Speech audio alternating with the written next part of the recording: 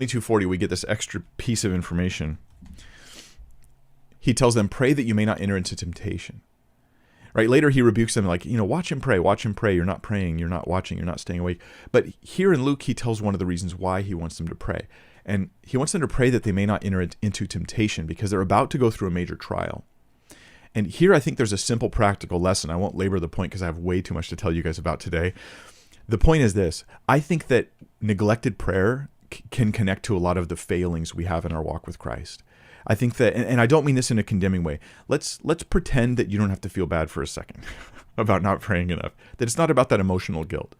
Rather, it's about not entering into temptation.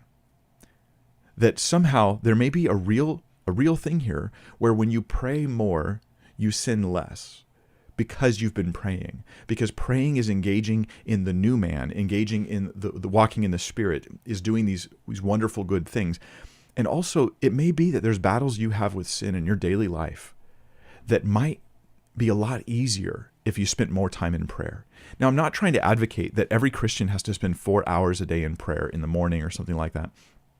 I'm just saying, pray that you might not enter into temptation.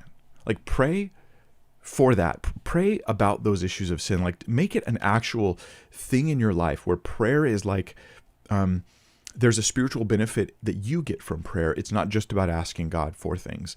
It's about relation with him. It's about engaging in walking in the Spirit as you're praying. And it's also about supplication and asking for things and all that. But there's also just this spiritual benefit that happens when you pray. Pray. If you're dealing with sin, if you're dealing with a sin that's just been going on and on and on and on and on, what if you just devote some season of time every day, some portion of time, whether it's 30 seconds or an hour, I don't know, whatever you think, devote that time to prayer on that issue and on other issues and see what impact it has, because I think there's a real connection.